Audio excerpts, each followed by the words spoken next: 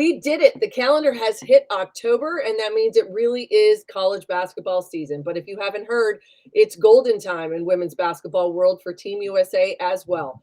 College practices have started, schedules are set, and we're going to go out west and see what all the fuss is about. It all starts right now.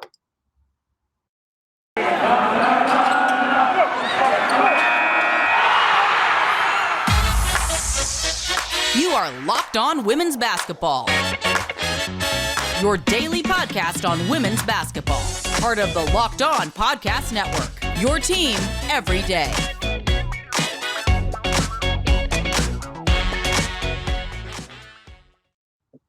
Happy Monday, friends. It is October 3rd, 2022. I am Missy Heidrick, National Women's College Basketball Correspondent at The Next. Thank you for making Locked On Women's Basketball your first listen every day. We are free and available wherever you get your podcasts.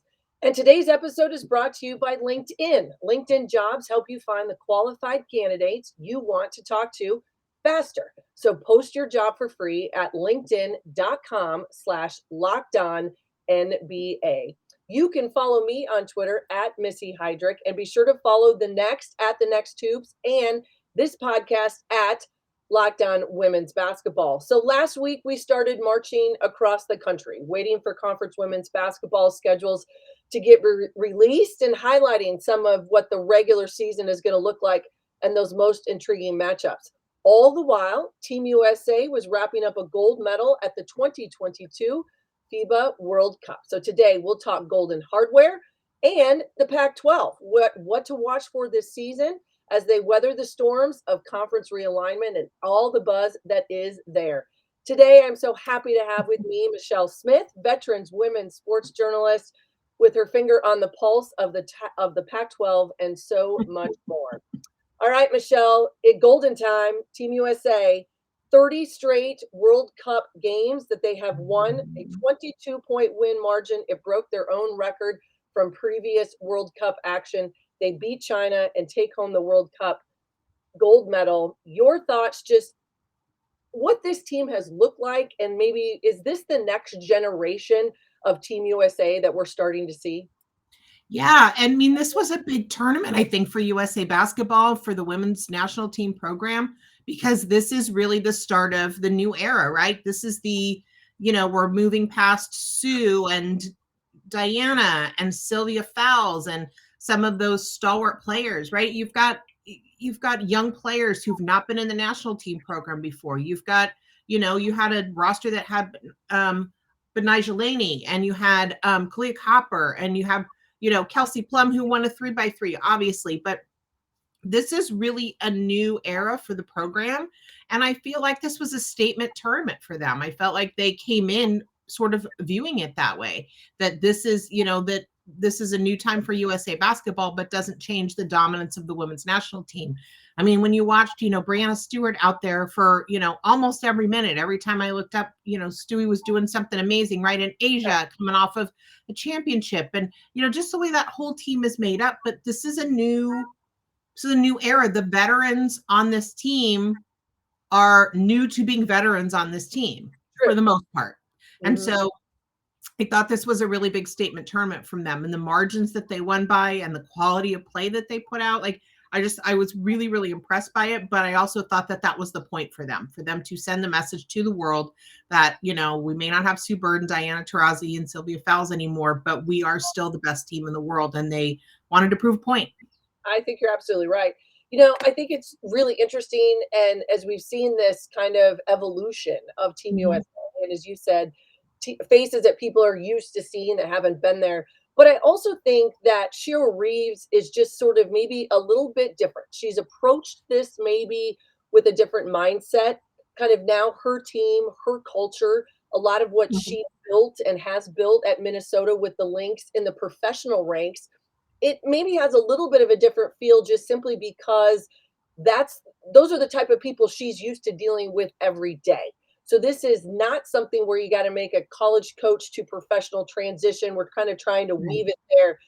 This is just what she does every day, 365, brings that culture. And I think it seems like that might be where this is headed going forward for Team USA.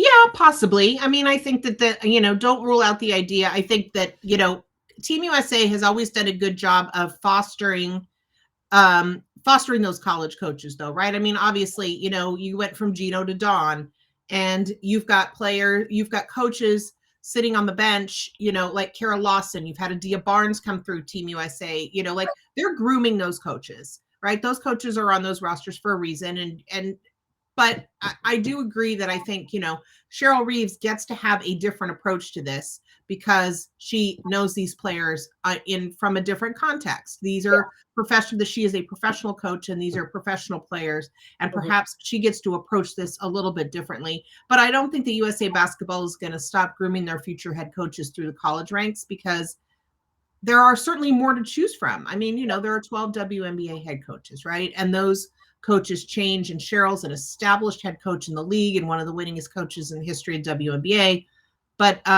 But yeah, I think that there's definitely sort of a different context under which Cheryl gets to coach this team. And I think there's a lot of folks who probably hope that it's also after spending the last couple of cycles with Team USA talking about who was excluded from the team, we didn't have any of those conversations in this round. This was about all of the new faces that were included.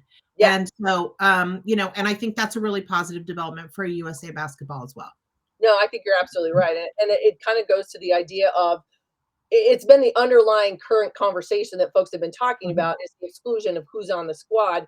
And then you have to look at it and say, at some point in time, where's that new younger talent, the one that may be sustainable, that could be part of Team USA for multiple cycles going forward, not just coaches, but players, that's incredibly important. I think a couple of those faces and maybe that new generation of Team USA comes out of what we saw in the WNBA finals. You had 4 players come from Vegas, where you had Asia Wilson, Kelsey Plum, Chelsea Gray, and then Alyssa Thomas and Brianna Jones. They come from Connecticut. They literally came from the finals over to Australia, insert themselves into this lineup, and were impact players from the minute they were able to get to Australia.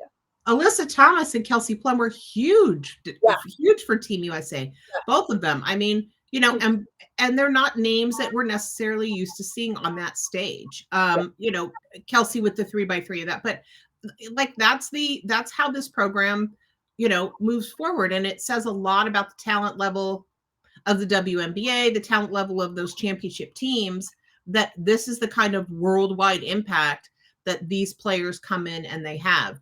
We're not surprised by it, but it's great. I mean, nobody's going to be surprised that Kelsey Plum or Alyssa Thomas played well on the world stage, but it's really refreshing, right? To be able to see them do it. And so I think it's just, again, part of this sort of new moment for the U.S. women's national team.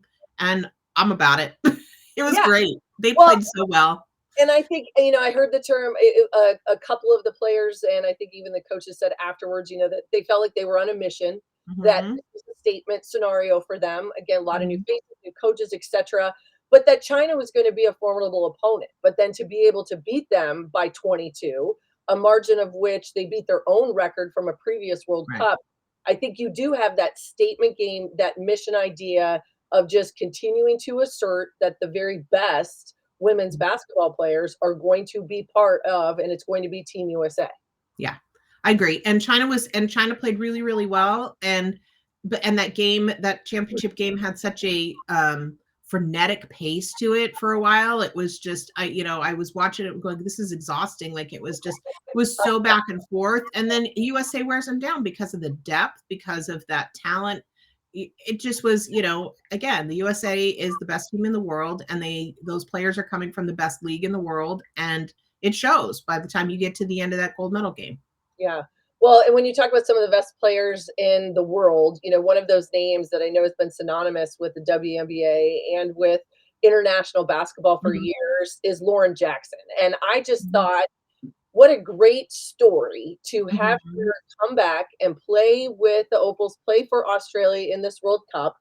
Not only did she go out with a bang, she goes out with 30 points as in that bronze medal game. Maybe just your thought of seeing someone like that and sort of how they, what sort of impact that has both long-term for women's basketball in general on every stage. I think I think when you watch Lauren Jackson come back and be able to be that productive, when you watch a player like Sue Bird play into her 40s and continue to be able to be productive, Diana's certainly approaching that threshold as well, right? Like you see that these women, when they, when they take good care of themselves, when they eat right, when they do, and Sue and Diana will be the first to tell you, that their extension of their careers into this point in their careers had entirely to do with, nutrition and health and making sure they were taking care of their bodies. And for LJ, it was the same thing. To see her come back and be that productive was completely joyful. I mean, it was really, really fun. It was a great story. Obviously LJ's at the end, and this was a moment for her to come back and have this sort of closure, perhaps, that it felt like maybe she needed. That she didn't get before, and a chance for everybody, especially in Australia at home, to appreciate what she's done for the Opals and what she's done for sport in Australia. But what happened with LJ feels a little bit more like a one-off, but it's also just a message that if you do this right, these women can extend their careers a really, really long way. Yeah. Yeah.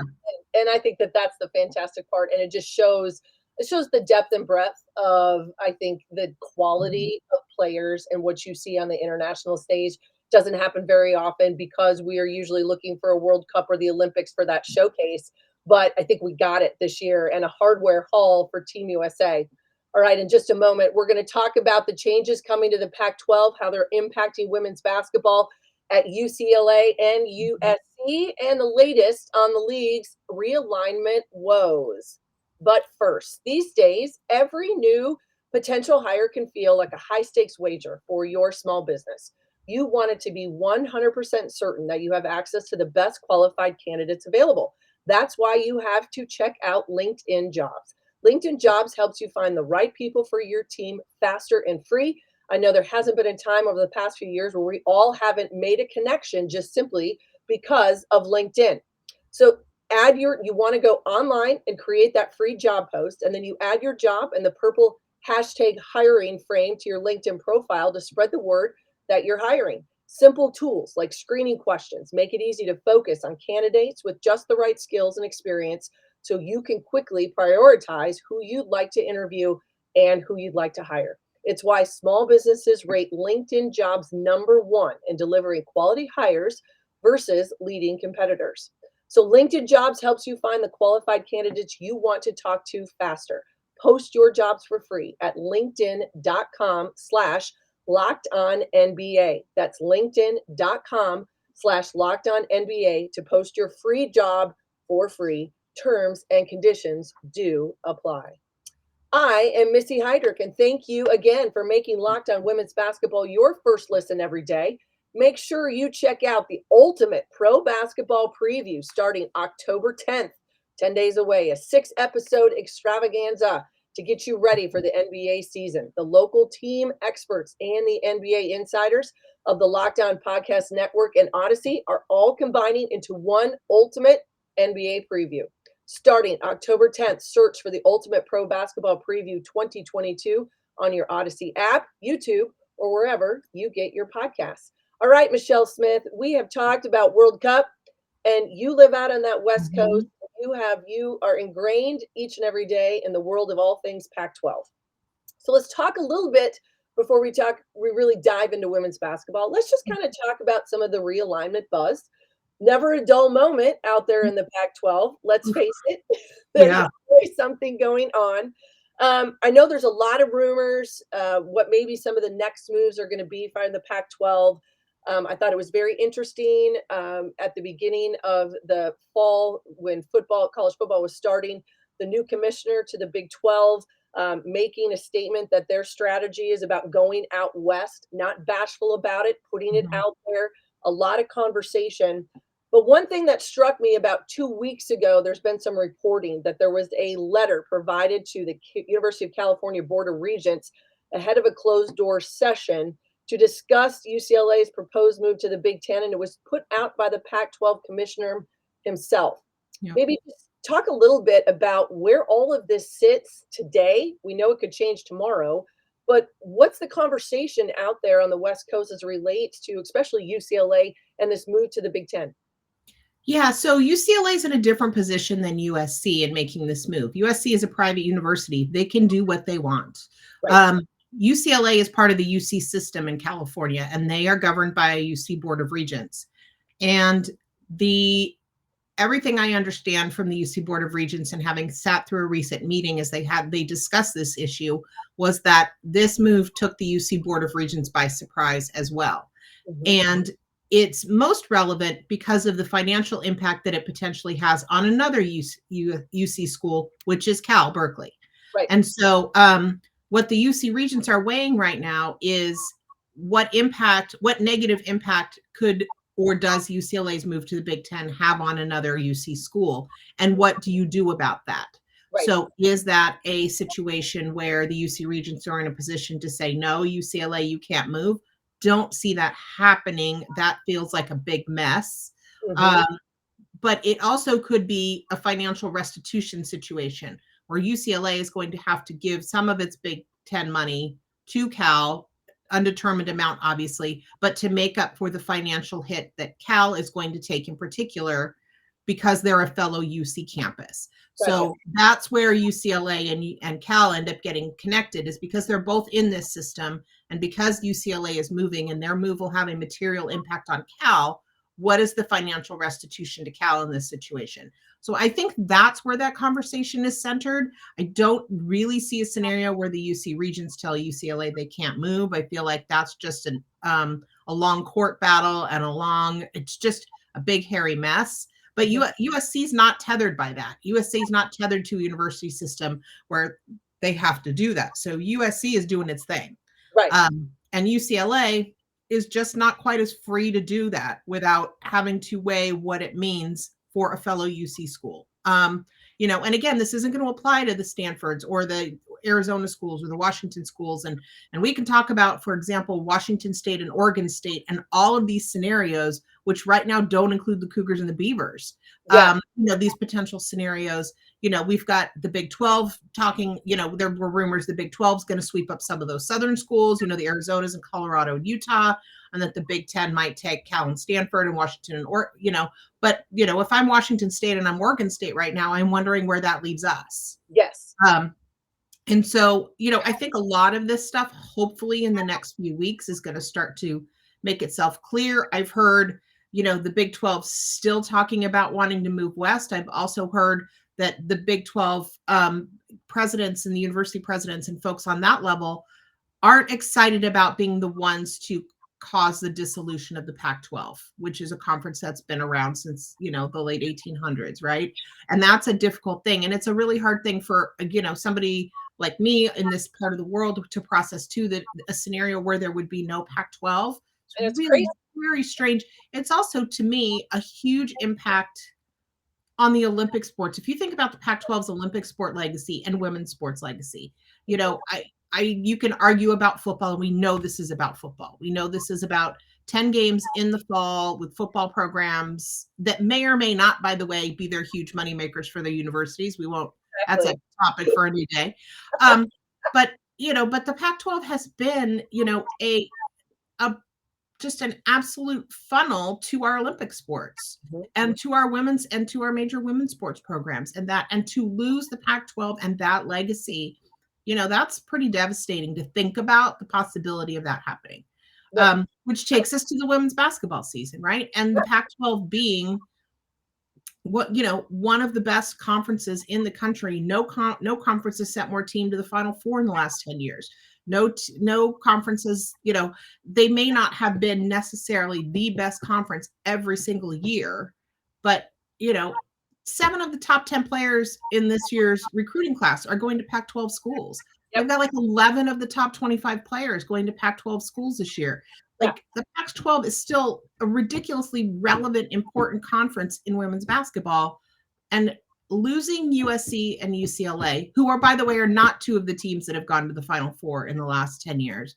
But, USC with its own legacy, UCLA, who's always been such a good program, and those coaches being 2 of the biggest cheerleaders for the Pac-12 that you could possibly have. There's Corey Close at UCLA never misses a moment to boost up the Pac-12.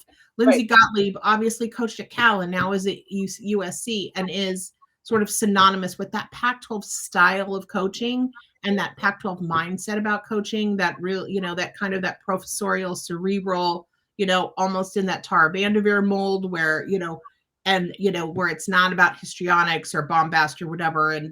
And she's building something as well. So the loss is huge. The loss of the Southern California market is huge for the Pac-12 women's basketball with so many strong players coming out of Southern California. And so it causes a lot of tumult. We know, for example, that there are now two sets of meetings going on in the Pac-12. There are the meetings in which the UCLA and USC are included, and then there are meetings in which they are not, because they're not going to be part of the conference and the conversations about the conference moving forward. That's weird. I mean, it is what it is, but it's a strange dynamic when you say, okay, so the Pac-12 coaches are going to meet. And in the case of women's basketball, Corey and Lindsay, why don't you guys, step out of the room because we're going to, talk about 2024, or how we're going to schedule moving forward or whatever it is. Like, the whole thing just introduces, I think, a level of weirdness to it, for lack of a better term, that everybody's contending with right now. You're absolutely right. Now, you wrote a fantastic article. So for everybody, I want you to go to thenexthoops.com, find Michelle's article, because you had a chance to talk to both Corey Close and Lindsay Gottlieb at UCLA and USC respectively, a little bit about, what this looks like for them, how they're approaching it. Maybe just give us a snapshot of how they're looking forward, but then also understanding you've got to stay in the present because they've got 2 years worth of basketball in this league that they've got to play. Yeah, I mean, and both of them were really thoughtful about it, which doesn't surprise me. That's just who they are. Corey said, basically, I get why people are mad at us. I understand what the implications are for the conference. I get it. But both, and Lindsay, Lindsay was like, I get it. And I'm intrigued by the challenge of preparing for new teams. But both of them said what they need to do is advocate for their student athletes. Because one of the conversations we've had all along here is, while this is a football move all the way, the impact on sports like basketball, I mean, even other sports like baseball and volleyball, and the travel expectations on student athletes that travel more frequently than football teams do, and for longer periods of time. And how long are you going to stay back east? And how long are you going to pull these student athletes out of classes? And how are you going to travel? And so, Lindsay talked about, Corey and her being in a position to advocate for example, charter flights. There's a lot of Big Ten money out there. They're going to demand charters and say, we want to set our schedule for how we're going to travel with these athletes. They're going to talk about their scheduling and how they can schedule in bunches. They're going to want to schedule their former Pac-12 foes in the non-conference season and minimize the amount of travel during the non-conference, which also is appealing for recruits. Because again, a lot of recruits that have come to the Pac-12 have come in the last 10 years or so because of that promise of getting to stay home, be seen on the Pac-12 network, that whole, right. And so if you're traveling if you're traveling cross country every other weekend during the regular, during your conference season, that makes it a little harder. So I think Corey and Lindsay are in a position right now, knowing that the money's coming, to say, you're going to invest this money in making sure that this situation for our student athletes is right. And these are not, USC and UCLA are two top academic institutions. They're student athletes, these are serious academic schools. Yeah. So, removing those students from the classroom for long periods of time ultimately doesn't benefit anybody. And so I think they're going to be big advocates. And I think they also understand, though, that they've got 2 more years in this conference, and they're both, Corey in some ways is rebuilding it a little bit, but she's got a huge recruiting class coming in, and Kiki Rice and that group, and a lot of expectation. And Lindsay's really rebuilding the USC program, and they've got a couple of years to do that against, some of the best competition in the country. Yeah, I would agree with you. And I think one of the terms that will be used over the course of the next few years as this continues to move forward is accountability, and making sure that these institutions, the athletic departments, are held accountable in how they figure out the best way to do this for the student athlete. And if not, there's going to be a lot of pushback, and there will be not only coaches that can be that advocate, but you're going to see a lot of student athletes that are going to be their own advocates as well. And I applaud that, because I think that that's important. student athletes are empowered right now. They have a lot of reason to be empowered between NIL and the transfer portal and that. Yeah. And they're just not afraid to speak up. I think there was, a long time where the student athlete voice was, it was just, they were intimidated to say what they thought or whatever. We're not in that era. And so if this isn't working for the student athletes in some way, shape, or form, if they're exhausted, if somebody gets hurt because they're tired, if somebody's, struggling academically because they don't have enough time in class, we're going to hear about it. We're going to hear about it pretty quickly, I think. Mm-hmm. And so I think that it's going to put the Big Ten in a position, and anybody else who's going to do these realignments, it's going to put them in a position to understand that, they have to take care of the student athletes. Yeah, you better have a plan in place. This can't just look great on paper. There are going to have to be some things that have to become operational. And that's not only just their everyday health and wellness, but then you talk about things like schedules. So that is a perfect segue, because we are going to talk Pac-12 regular season conference schedules in just a moment, because there are going to be some fantastic games and highlights for everybody to keep their eyes on. But first, we've got to talk about betonline.net. It is your number one source for football betting information this season. I live in the Kansas City metro area, so there were a lot of folks looking at that Chiefs-Tampa game last night, and it was very intriguing. Find all the latest player developments, team matchups, news, podcasts, and in-depth articles and analysis on every game you can find. And as always, BetOnline remains your continued source for all your sport wagering information, with live betting and up-to-the-minute scores for every sport out there. The fastest and easiest way to check in on all your favorite games and events. That includes the MLB. The wild card chase starts this weekend. MMA, boxing, golf, all of the above. Head to betonline.net to use your mobile device to learn more. BetOnline is where the game starts. All right, Michelle, we've talked a little bit about UCLA. We've talked about USC. It's really hard, I think, to talk about the Pac-12, and I think maybe the top two teams in this league, as normal and has been the last couple of years, it's going to be hard if it's not going to be Stanford and Arizona.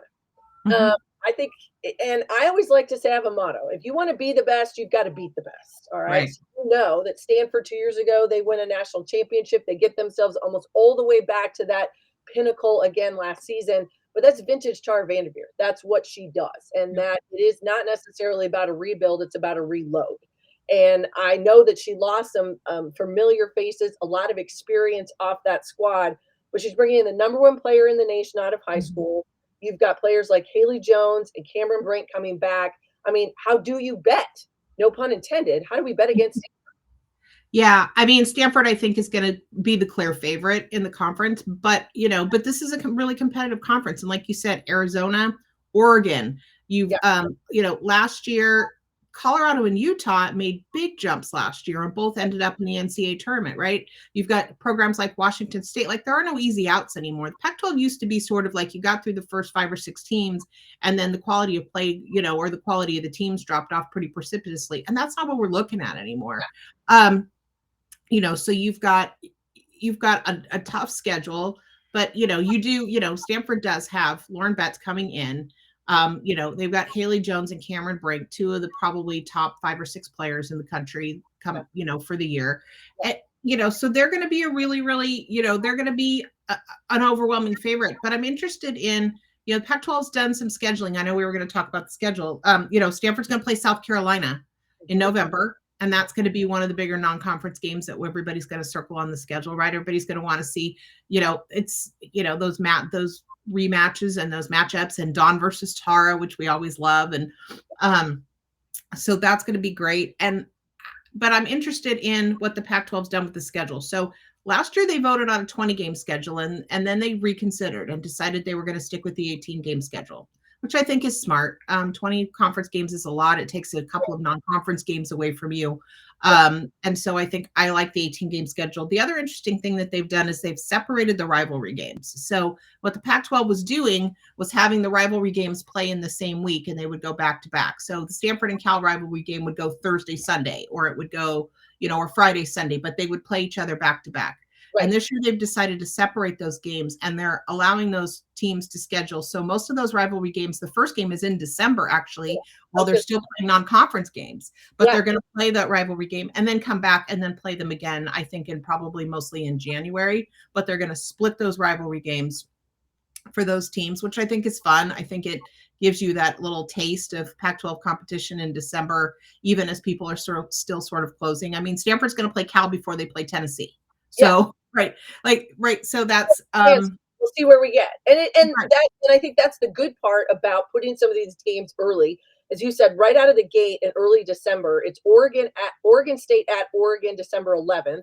The Washington State, those rivalry games. UCLA at USC is mid-December, and then Cal at Stanford is December 23rd, right before Christmas. But the way that the Pac-12 has set it up is that everybody has, quote unquote, a travel buddy. So they move together those Thursday, Sunday matchups.